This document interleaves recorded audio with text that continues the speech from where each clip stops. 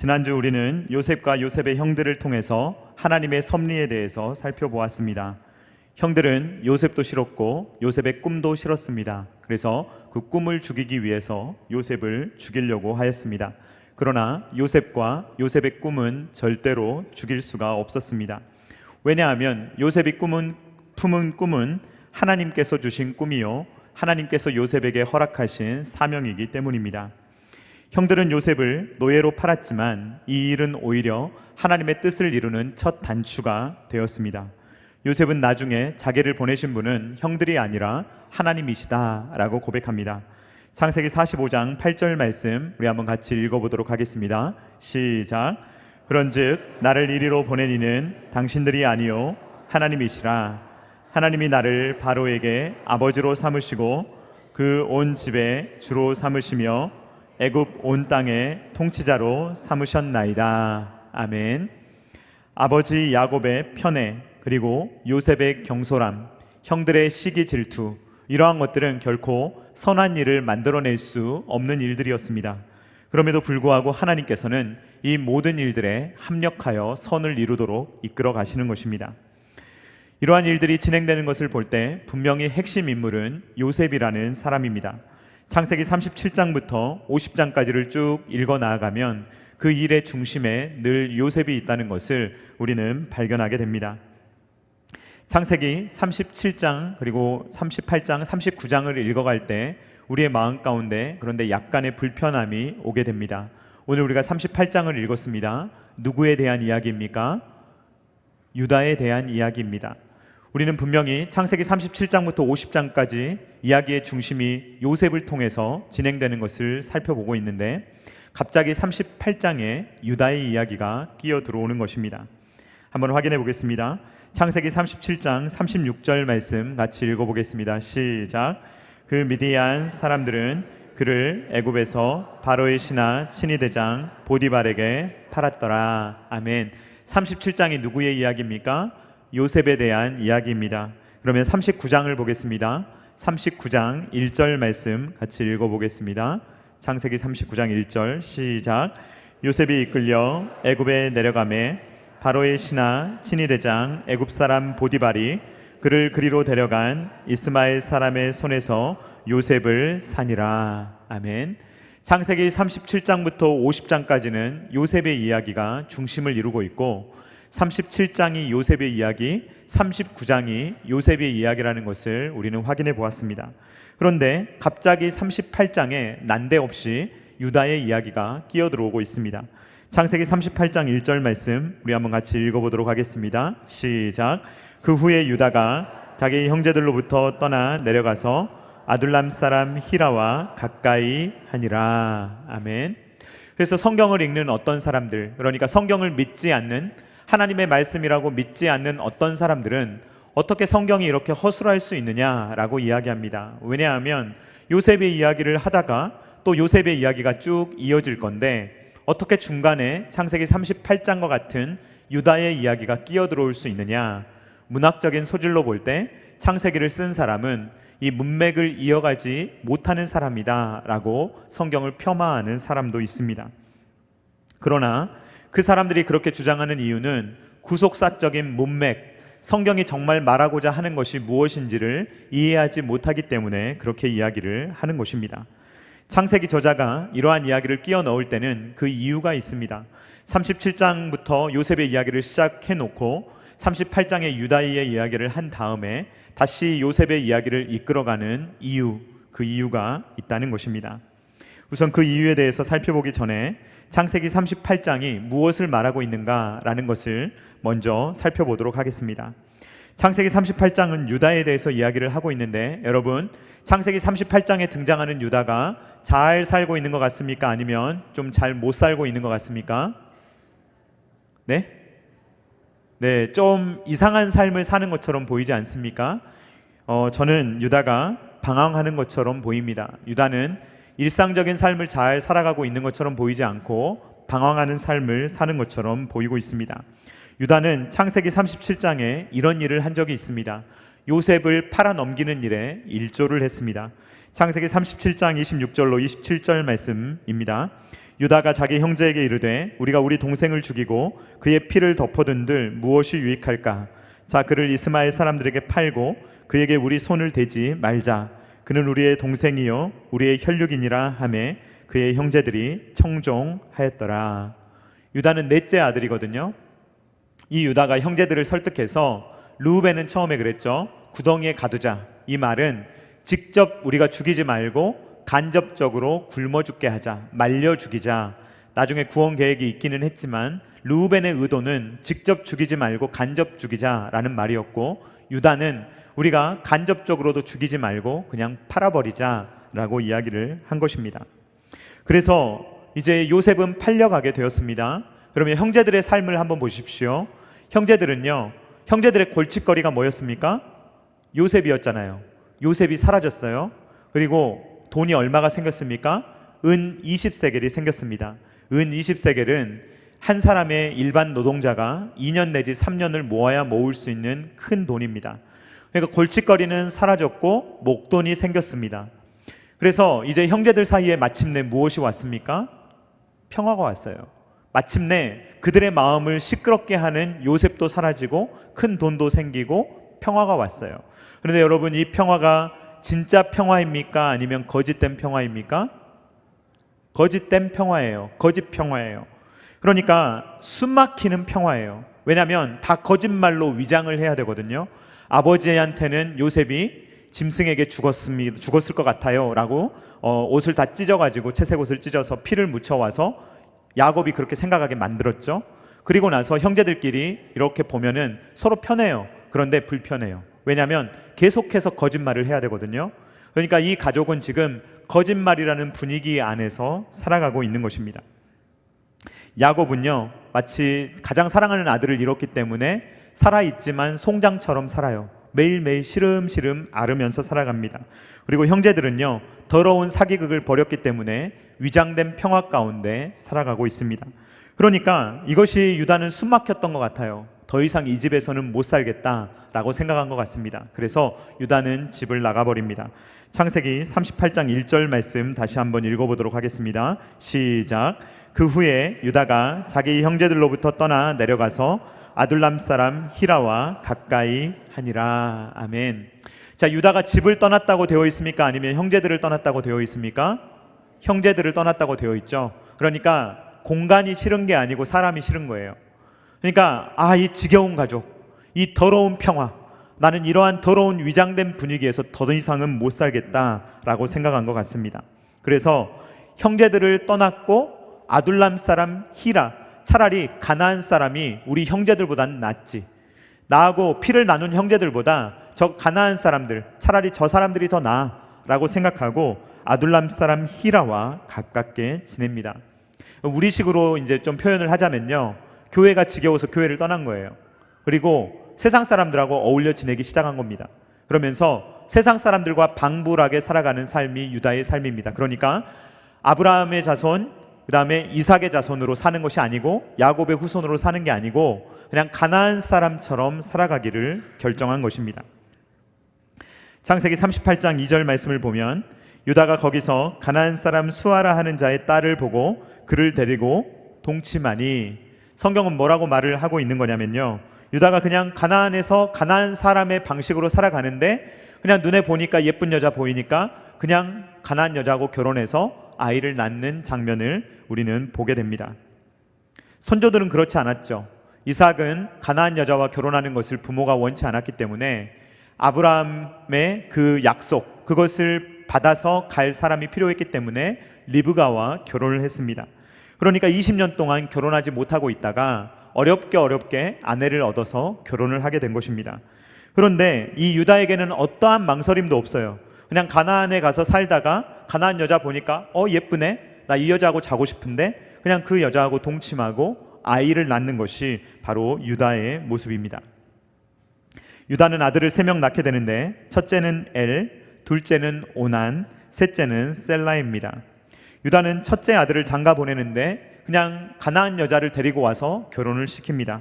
창세기 38장 6절 말씀입니다. 유다가 장자 엘을 위하여 아내를 데려오니 그의 이름은 다말이더라. 자기도 가나안 여자와 결혼해서 아들을 낳았는데 아들에게 또 가나안 여자를 데려와서 결혼을 시켜주는 유다의 모습을 우리는 발견하게 됩니다.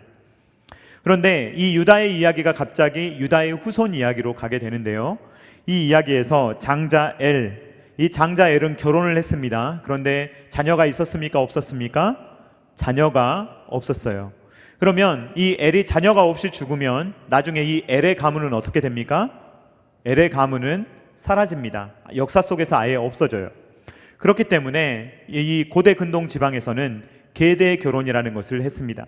그게 뭐냐면 첫째가 죽고 형수님이 있잖아요. 그러면 둘째 아들이 있으면 둘째 아들이 형수님에게 아이를 이제 낳아주는 겁니다. 그러면 아들을 낳으면 그것은 누구의 아들이 됩니까?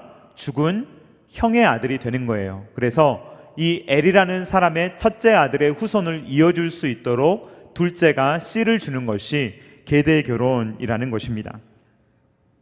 당신은 그렇게 했기 때문에 이거 당연한 거였어요. 그러니까 첫째 아들 엘이 후손이 없이 죽자 유다는 둘째 아들 오난에게 들어가도록 합니다. 그러니까 둘째 아들이 들어가요.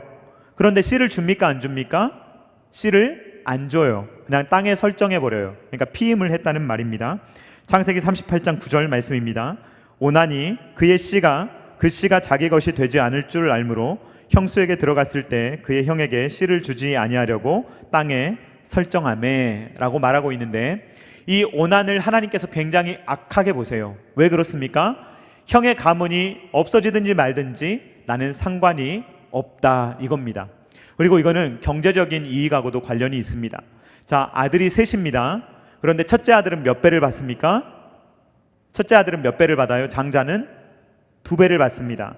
자, 그러면 3명이 아버지의 재산을 나눠 가지면 몇으로 나눠야겠습니까? 4로 나눠야 돼요.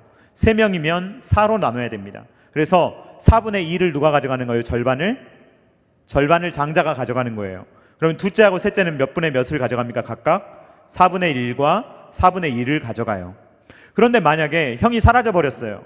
그러면 둘이 남아요. 그러면 몇으로 나누면 됩니까? 3으로 나누면 돼요. 그래서 3분의 2는 누구께 돼요? 오난의 것이 됩니다. 3분의 1만 동생에게 주면 되는 거예요. 그러니까 오난이 계산을 해보니까 형의 가문을 이어주는 게 자기에게 이익입니까? 아니면 형의 가문이 사라져버리는 게 자기에게 이익입니까? 형의 가문이 사라져버리는 게 이익이에요. 그러니까 형수하고 자는 척하지만 씨는 주지 않는 거예요. 이게 바로 오난의 악함이었습니다. 그러므로 하나님께서 오난을 죽이십니다. 창세기 38장 10절 말씀입니다. 그 일이 여호와가 보시기에 악함으로 여호와께서 그도 죽이시니 라고 말하고 있어요. 자, 여러분이 유다입니다. 첫째 아들이 며느리하고 살다가 죽었어요. 둘째 아들도 죽었어요. 그러면 셋째 아들을 며느리에게 주겠습니까? 주지 않겠습니까? 주실 분. 네. 영어에 블랙 위도우라는 여러분 다 아시죠? 그 마블 영화에 나오는 블랙 위도우가 있잖아요. 근데 원래 블랙 위도우가 어떤 뜻이냐면요, 그 독거미 중에 암컷이 수컷과 교미를 합니다. 그러면 암컷이 수컷을 잡아먹는 거미가 있어요. 그 거미 암컷을 블랙 위도우라고 합니다. 그러니까 블랙 위도우를 우리나라 말로 번역을 한다면 남편 잡아먹는 여자예요. 그러니까 이 다말은 한마디로 블랙 위도우와 같은 여자예요. 얘가 내 아들 엘을 잡아먹더니 둘째 오난도 잡아먹었네, 셋째 셀라도 잡아먹겠는데 라고 생각하니까 이 유다가 셀라를 줄 수 있겠습니까? 없겠습니까? 줄 수가 없는 거예요. 다말에게는 아무런 잘못이 없는데 이 다말과 같이 있었던 엘과 오난이 죽었다는 이유만으로 남편 잡아먹는 여자가 된 거예요. 그래서 유다는요, 다말을 그냥 버려버립니다. 버려버리고 거짓 약속을 하고 친정으로 보내버립니다. 창세기 38장 11절 말씀을 보면 이렇습니다. 유다가 그의 며느리 다말에게 이르되 수절하고 내 아버지 집에 있어 내 아들 셀라가 장성하기를 기다리라 하니 셀라도 그 형들같이 죽을까 염려함이라. 다말이 가서 그의 아버지 집에 있으니라 라고 말하고 있어요. 셀라가 어리긴 어렸던 것 같습니다. 그런데 여러분, 시간이 지나면 이 셀라를 다말에게 줘야 됩니까? 주지 않아도 됩니까? 줘야죠. 그게 약속이잖아요. 그런데 유다가 그렇게 하질 않는 거예요. 김유정이라는 사람의 소설 봄봄이라는 소설이 있습니다. 혹시 아시는 분이 계십니까? 그 소설에는요, 점순이가 등장합니다. 이 소설은 누구의 관점으로 써 있냐면요, 이 점순이하고 결혼하려고 대릴 사이로 들어간 사람의 시점에서 소설이 기록이 돼요. 그러니까 이 사람이 대릴 사이가 돼서 점순이하고 결혼하려고 장인어른 댁에 가서 벌어지는 일을 기록하는 것입니다. 그런데 이 사람이 이제 몇 년을 일을 하냐면요, 3년 7개월 동안 일을 합니다. 뭐 하려고요? 점순이하고 결혼하려고 장인어른 댁에 가서 3년 7개월 동안 일을 하는 거예요. 자, 장인어른이 돈을 줍니까 안 줍니까? 한 푼도 안 줘요. 한 푼도 돈을 안 받고 오로지 점순이하고 결혼하려고 일을 열심히 하는 거예요, 대릴 사이로. 자, 그런데 3년 7개월이 지나도 결혼을 안 시켜주는 거예요. 근데 장인어른이 뭐라고 이야기하냐면, 아직 점순이가 덜 자랐다, 점순이의 키가 좀 더 크면 점순이를 아내로 주겠다라고 이야기를 하는 거예요. 근데 이때 점순이의 나이가 몇 살이냐? 16살이에요. 그러면 점순이의 키가 더 크겠습니까? 안 크겠습니까? 네? 크겠어요? 안 크겠어요? 16살인데 안 크죠. 그러니까 아마 점순이 부모님도 좀 작으신 것 같아요. 그런데 이 점순이 아빠가 뭐라고 하냐면, 우리 딸이 키가 좀 더 크면 결혼시켜줄게 라고 하는 거예요. 자, 지금 이 장인어른은 결혼을 시켜주겠다는 겁니까? 안 시켜주겠다는 겁니까? 시켜줄 마음이 없어요. 장인어른이 원하는 건 뭐죠? 이 사위를 부려먹는 게 이 장인어른이 원하는 거예요. 그러니까 유다가 썼던 방법이 바로 그 방법입니다. 셀라가 크면, 셀라가 조금 더 나이가 들면, 셀라가 조금 더 성장하면 줄게 라고 하는데, 유다의 마음에 셀라를 줄 마음이 있습니까 없습니까? 요만큼도 없어요. 그래서 다말은 생과부가 되어서 친정집에서 살아가고 있는 것입니다. 그런데 자, 유다는 마음이 얼마나 아팠을지 상상이 잘 되지 않습니다. 왜냐하면 부모가, 자녀가 먼저 죽으면 가슴에 묻는다고 하잖아요. 첫째 아들도 죽었잖아요. 둘째 아들도 죽었잖아요. 그런데 이 유다에게는 셋째 아들이 있고 아내가 있는데 아내가 죽게 됩니다. 창세기 38장 12절 말씀입니다. 얼마 후에 유다의 아내 수아의 딸이 죽은지라. 유다가 위로를 받은 후에 그의 친구 아둘람 사람 히라와 함께 딥나로 올라가서 자기의 양털 깎는 자에게 이르렀더니 라고 말하고 있습니다. 자, 양을 키우는 사람에게 어떤 날이 축제겠습니까? 양털을 깎는 날이 축제입니다. 그러니까 드디어 모아왔던 양털을 깎아서, 이것은 곡식을 이제 거두는 거하고 비슷하겠죠. 그러니까 양털을 깎는 매우 좋은 날이에요. 그래서 이 유다가 이제 아주 그런 중요한 날을 지내고 있는데 마침 아내가 죽은 거예요. 그러니까 이 아내가 죽은 슬픔, 그리고 또 양털을 거둬야 되는 이 바쁜 시기, 축제, 이러한 시기하고 맞물려서 유다가 딥나에 올라가게 되는데, 이 딥나에서 갑자기 이 유다의 마음에 욕정이 일어나게 됩니다. 그러니까 그 마음 가운데 길을 지나가다가 창녀를 보게 되는데, 그 창녀에게 들어가게 되는 거예요. 창세기 38장 15절로 16절 말씀입니다.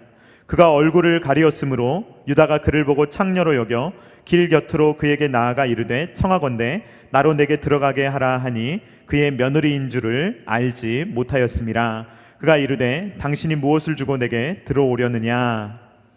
다말은 아버지가 셀라를 줄 마음이 전혀 없다는 걸 알고 있었어요. 그러니까 이제 이 일을 꾸민 겁니다. 과부의 옷을 벗고 창녀의 옷을 입고 길가에 가가지고 앉아 있는 거예요. 그런데 이 유다는 다말의 계획에 넘어갑니다. 꼬임에 넘어갑니다. 그런데 수중에 아무것도 없었어요. 줄 수 있는 게 없었어요. 그러니까 유다가 무엇을 주냐면요, 자기의 신분증인 도장, 끈, 그리고 지팡이를 줍니다. 그러니까 오늘날로 말하자면 자기 주민등록증을 준 거예요. 돈은 없고 지금 주민등록증이라도 맡기면 안 될까요? 해가지고 주민등록증을 맡긴 겁니다. 그러니까 이제 이 유다의 모습을 보면 누구와의 약속은 지키려고 해요? 지금 창녀와의 약속은 지키려고 합니다. 그래서 나중에 자기의 도장과 끈과 지팡이를 가지고 있는 창녀에게 이 염소 새끼를 주려고 찾으러 다녀요. 그 자기 친구를 시켜서. 그런데 이 며느리와의 약속은 까마득하게 잊어버리고 지키려고 하지 않는 모습입니다. 그런데 유다가 이 창녀를 만납니까? 만나지 못합니까? 만나지를 못해요. 그러니까 이 일을 그냥 묻어버리려고 합니다. 이제 그러던 어느 날이에요. 유다가 갑자기 흉측한 소문을 듣게 됩니다. 이 소문은 어떤 소문이죠? 한 3개월 후에 듣게 되는 소문인데, 자기 며느리 다말이 누군가와 행음을 했고 그리고 지금 임신을 했다더라 라는 이야기를 듣게 됩니다. 창세기 38장 24절 말씀입니다. 같이 읽어보도록 하겠습니다. 시작. 석 달쯤 후에 어떤 사람이 유다에게 일러 말하되 내 며느리 다말이 행음하였고 그 행함함으로 말미암아 임신하였느니라. 유다가 이르되 그를 끌어내어 불사르라. 지금 이 말씀을 보면요, 유다가 굉장히 화가 났다는 걸 알게 돼요. 왜 유다가 화가 났다는 걸 알게 되죠? 자, 원래 행음하다 걸리면 율법에서 어떻게 하도록 되어 있습니까? 돌로 쳐서 죽이도록 되어 있어요. 이게 그때 당시의 일반적인 문화예요. 그런데 이 유다는 뭐라고 말하고 있어요? 불에 태워 죽여버려라. 그러니까 사람을 죽일 수 있는 가장 잔혹하고 그때 당시에 유다가 생각할 수 있는 가장 끔찍한 방법으로 자기 며느리를 죽이라 라고 말하는 거예요. 그러니까 유다의 마음 가운데 첫 번째 들었던 마음은 분노예요. 불같은 분노예요. 그런데 유다의 마음에 또 하나의 마음이 있었을 거예요. 어떤 마음일까요? 안도감. 드디어 내가 이 다말을 어떻게든 셀라에게 안 줘야 되는데, 내 인생에서 다말은 사라져버렸으면 좋겠는데 드디어 다말이 죽겠구나. 드디어 다말을 제거할 수 있겠구나. 이런 마음이 유다에게 있었을 것입니다. 그런데 반전이 일어나죠. 어떤 반전이 일어납니까? 이 다말이 이 물건의 주인이 아버지입니다 라고 꺼내서 주는데 누구 거예요? 유다의 주민등록증, 유다의 끈, 유다의 도장, 유다의 지팡이를 내놓는 것입니다. 그러니까 유다가 어떻게 합니까? 변명합니까? 아니요, 유다는 바로 회개합니다. 창세기 38장 26절 말씀 같이 읽어보도록 하겠습니다. 시작. 유다가 그것들을 알아보고 이르되 그는 나보다 옳도다. 내가 그를 내 아들 셀라에게 주지 아니하였음이로다 하고 다시는 그를 가까이 하지 아니하였더라. 아멘. 유다는요, 자기가 뭘 잘못했는지 알고 있어요. 유다가 믿음의 사람이라면 유다는 다말에게 누구를 줘야 합니까? 셀라를 줘야 돼요. 그런데 유다는 믿음이 없는 거예요. 그러니까 셀라를 주지 않는 거예요. 그러니까 이 일에 대해서 오히려 믿음을 가지고 있었던 사람은 누구입니까? 다말이에요. 가나안 여자 다말이 오히려 믿음을 가지고 후손을 잇기 위해서 이 일을 꾸몄다는 것입니다. 그래서 이 일이 이루어지게 되어서 이제 이 시아버지 유다 그리고 며느리 다말 사이에서 아이가 이제 생기게 되는데 쌍둥이입니다. 이 첫째가 베레스고 둘째가 세라예요. 자, 그런데 여러분, 오늘 우리가 주일 아침에 이 이야기를 제가 쭉 나누었는데요. 자, 이 이야기가 듣기 좋으십니까? 아니면 듣기 거북하십니까?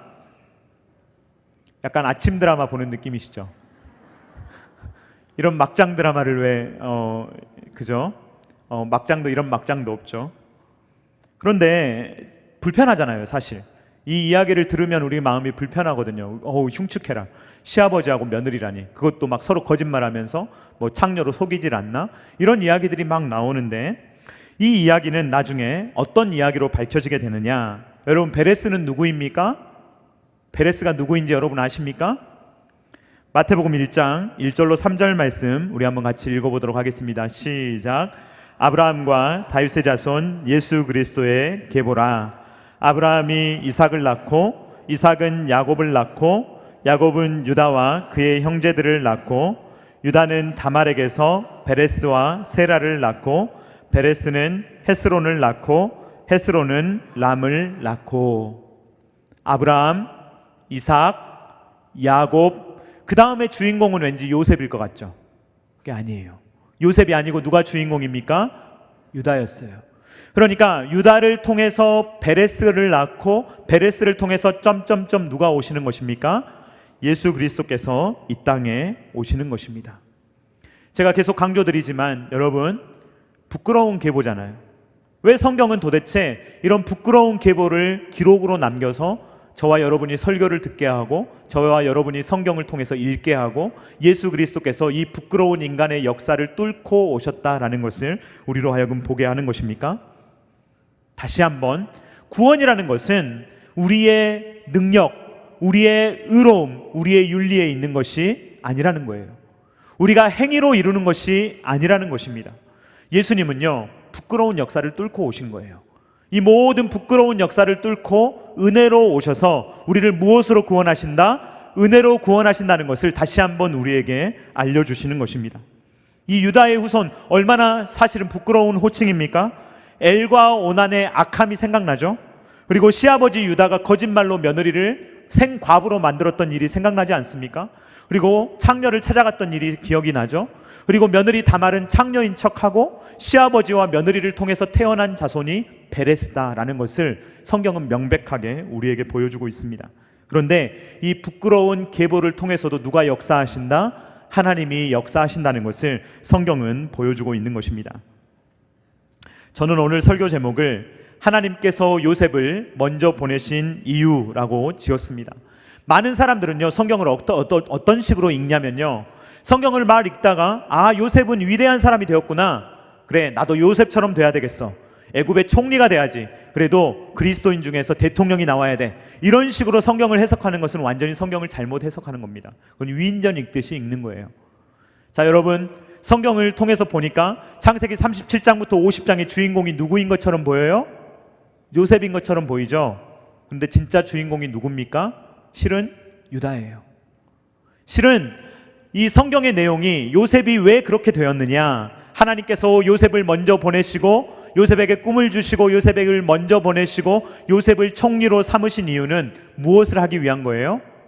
나중에 이 이스라엘 백성을 구원하시고 유다를 건지시고 이 유다의 후손을 통해서 누가 오시게끔 하시기 위한 거예요? 예수 그리스도께서 오시게 하려고 이 모든 일들을 하나님께서 계획하시고 이루신 거예요. 그러니까 우리의 눈에 볼 때는 출세한 요셉이 주인공처럼 보이지만 사실 성경이 주인공으로 보는 분은 이 씨를 통해서 오시는 여자의 후손인 예수 그리스도입니다. 그러므로 창세기를 읽으실 때도 누구 중심으로 읽으셔야 돼요? 그리스도 중심으로 성경을 읽으셔야 하시는 것입니다. 하나님께서 요셉을 애굽으로 먼저 보내신 이유는 유다의 후손으로 오시는 예수 그리스도를 준비하시고 그 후손을, 계보를 지키시려고 하셨던 것입니다. 그래서 창세기 38장이 보여주는 것이 무엇이냐?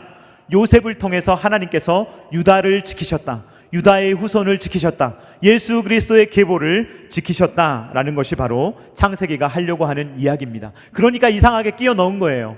마치 요셉의 이야기를 하는 것처럼 쭉 나가지만 그 중간에 우리를 불편하게 해서 누구를 주목하게 하는 겁니까? 유다를 주목하게 하는 거예요.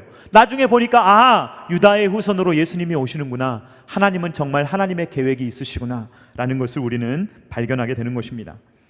오늘 우리는 인사하면서 하나님은 다 계획이 있으십니다 라고 인사했습니다. 이 사실을 믿으시기를 주님의 이름으로 축원드립니다. 우리는요, 여러분, 혹시 인생을 살아오면서 한 번도 나는 미끄러진 적이 없고 실수도 없이 매끄럽게 살았다는 분 여기 계십니까? 혹시 계십니까? 나는 한 번도 실수한 적이 없고 내 인생은 너무 매끄럽고 너무 좋아서 나는 인생에 후회라는 것은 없다라는 분 계십니까? 없잖아요. 사실 하루 전날에도요, 후회할 만한 일을 하는 게 우리예요. 그게 요셉이고요, 그게 유다예요. 우리의 인생은요, 생각보다 그렇게 깔끔하지 않아요.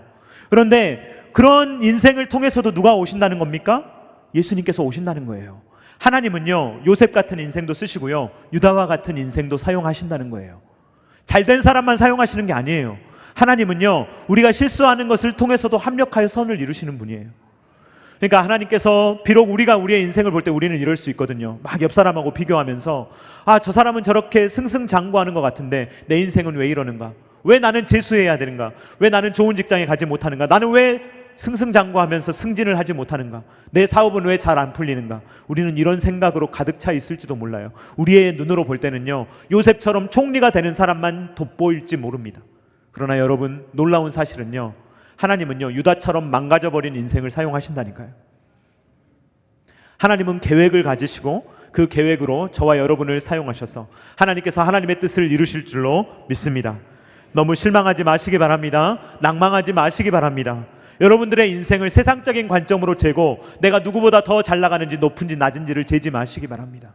여러분들의 인생 가운데 하나님께서 반드시 여러분 개인의 인생에 대한 계획을 가지고 계시고, 하나님께서 여러분들에게 꿈을 주셨다면, 하나님께서 여러분들을 사용하시고자 하신다면 반드시 어떤 상황 속에서도 여러분들이 몇 번 넘어졌다고 할지라도 하나님께서는 여러분들을 통해서 하나님의 영광을 드러내시고야 말 것이기 때문입니다.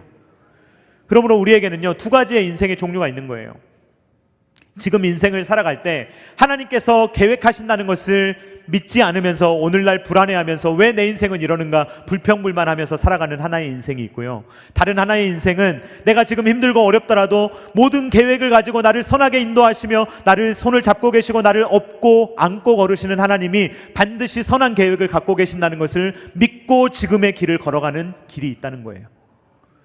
여러분, 저와 여러분은 믿음의 길을 걸어갈 수 있기를 주님의 이름으로 축원드립니다. 지금 당장 판단하지 마세요. 지금 당장 알 수 있는 게 아니에요. 유다는 지금 당장 자기의 후손을 통해서 예수 그리스도께서 오실 것이라는 것을 몰랐습니다. 유다는 자기가 장자로 쓰임받을지 몰랐어요. 그러나 하나님이 그를 그렇게 사용하신 것입니다.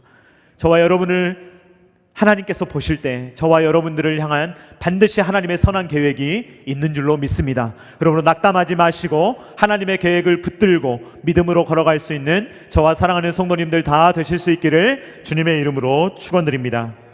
다 같이 찬송하도록 하겠습니다. 찬송가 488장입니다. 이 몸의 소망 무언가 우리 주 예수뿐일세. 우리 주님만이 반석이시며 그 반석 위에 우리가 서 있으므로 우리는 흔들리지 않는다는 것을 다 같이 고백하겠습니다.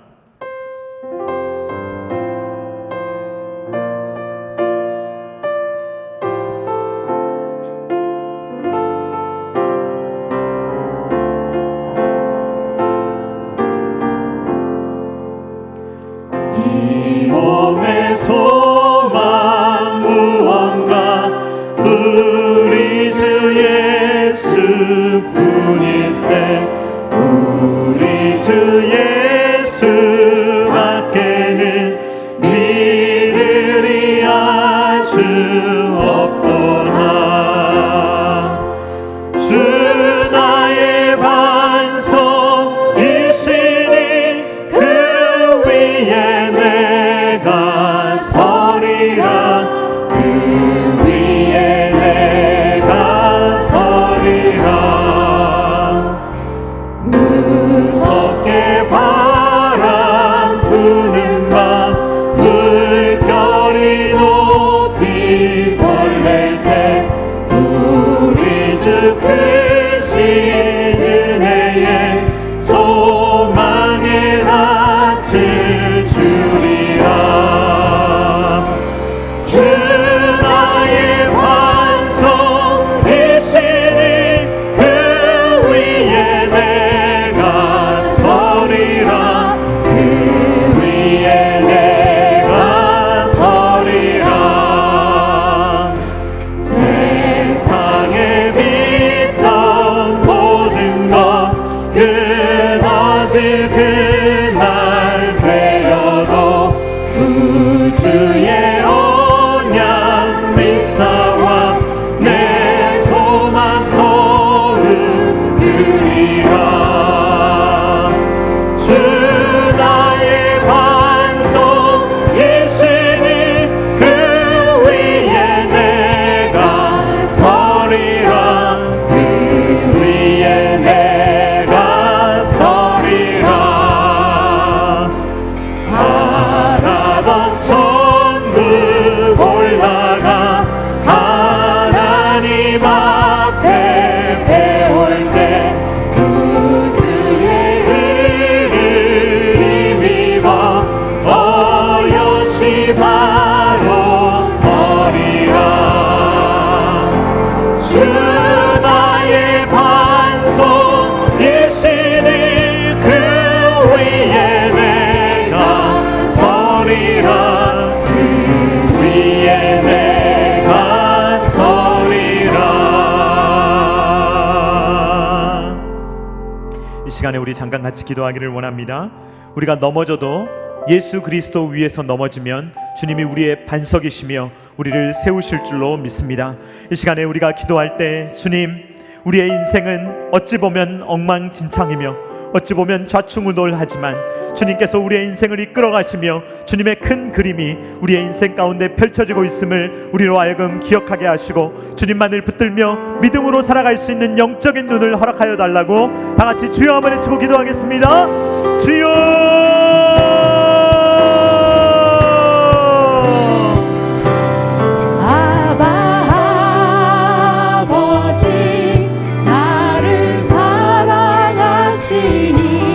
나의 모든 것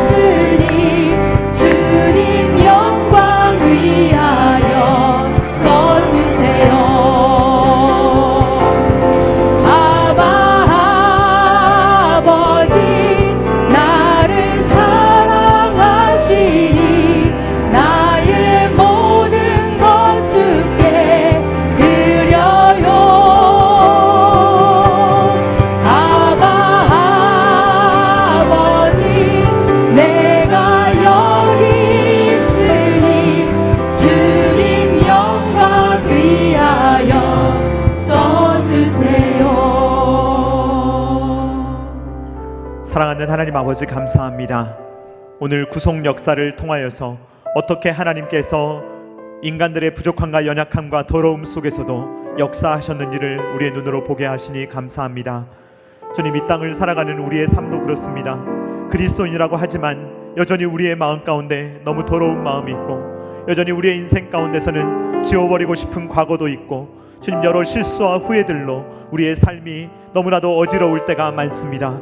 그러나 주님, 우리를 보지 않도록 도와주시오며 주님을 볼 수 있도록 주님 인도하여 주시옵소서. 유다의 인생을 사용하시며 유다의 인생을 통하여서도 예수 그리스도께서 오시게 하는 놀라운 구원 역사를 이루신 하나님께서는 우리의 부족한 삶을 통하여서도 얼마든지 역사하시며 우리를 이끌어 가신다는 것을 기억할 수 있도록 도와주시고, 주님의 순결한 자녀로 신부로 아름답게 쓰임받으며 하나님의 인도하심을 받아 일평생을 살아갈 수 있도록 우리의 마음을 붙들어 주시옵소서.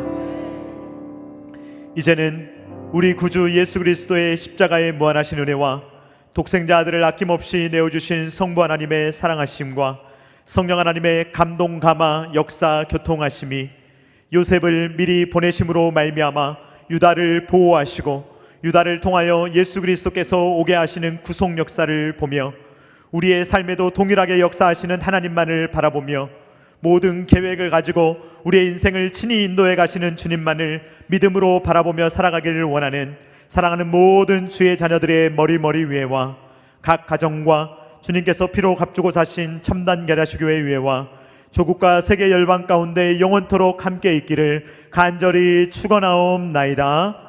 아멘.